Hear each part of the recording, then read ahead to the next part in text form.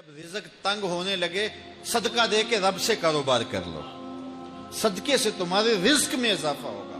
یہ رب کا وعدہ ہے اور اللہ کے وعدے جھوٹے نہیں ہو سکتے۔ رزق کی برکت کا ایک اور بہت بڑا ذریعہ النکاح ہے۔ فرمایا اگر تم نکاح کرو گے، تم فقیر ہو وہ تمہیں غنی کر دے گا۔ لوگ کہتے ہیں بچہ پیروں پہ کھڑا ہو لے تو پھر نکاح کریں گے۔ اللہ کہتا ہے تم نکاح کرو، ہم پیروں پہ کھڑا کر دیں گے۔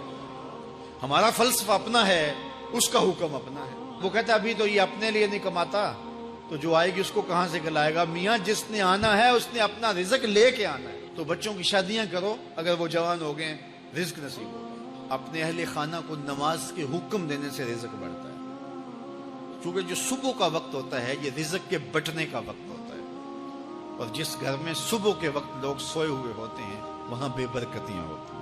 تو طلوع فجر سے لے کر کے طلوع آفتاب تک اپنی اولاد کو، بیوی کو، بچوں کو نہ سونے دیں۔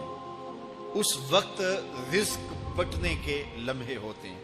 کثیر دعائیں مانگیں، تلاوت کلام مجید پڑھیں، اور نماز فجر مرد حضرات مسجدوں میں جا کے باجماعت ادا کریں، اور گھروں میں جو ہے وہ بیٹیاں بہنیں مصلے بچھا لیں، تو اللہ کی رحمتوں کا نزول ہوگا۔ اب ایک حدیث میں رزق کے اضافے کا ایک اور نسخہ ارشاد کیا گیا۔ میرے حضور نے فرمایا جو شخص یہ چاہتا ہے کہ اس کے رزق میں برکتیں ہو اور اس کی عمر میں اضافہ ہو، تو وہ اپنے رشتہ داروں کے ساتھ سلوک اچھا کرے۔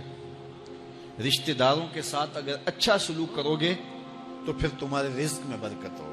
غریب ہیں تو ان کی مدد کرو، ان کی بیٹیوں کی شادیاں اپنے ذمے لے لو اگر اللہ نے آپ کو وسعت دی ہے، ان کی پریشانیاں بانٹ لو، ان کا قرضہ ہے تو اتارنے کی کوشش کرو، ان کو مشکلات سے نکالنے کی کوشش کرو۔ تم ان کو مشکلات سے نکالو گے، اللہ تمہیں مشکلوں سے نکالے گا۔ تمہارے رزق میں بھی برکتیں ہوگی اور تمہارے مال میں بھی برکتیں ہوں۔ فرمایا بہتر صدقہ وہ ہے جو ناراض غریب رشتہ دار کو دیا جائے۔ اگر وہ پھنس گیا ہے، مجبور ہے، ناراض ہے، تو اس کو اگر دیں گے تمہارا نفس اس میں شامل نہیں ہوگا، تو یہ افضل صدقہ ہے جو ہر صورت میں قبول ہی قبول ہے۔ رزق کے اضافے کا ایک اور سبب الاحسان الی الضعفاء، جو کمزور لوگ ہیں ان کے ساتھ اس نے سلوک کرنا۔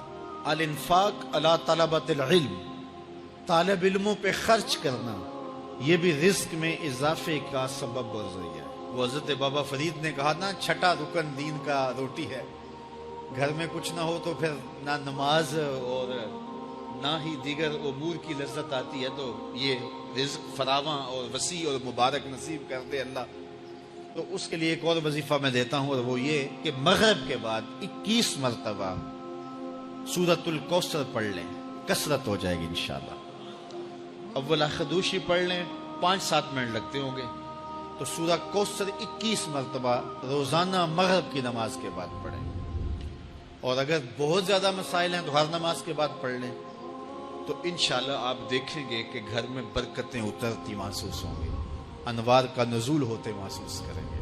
تو یہ وہ رزق کے اسباب ہیں، اگر ہم اختیار کر لیں تو ہم اللہ کی خاص رحمتوں کے حقدار ہوں۔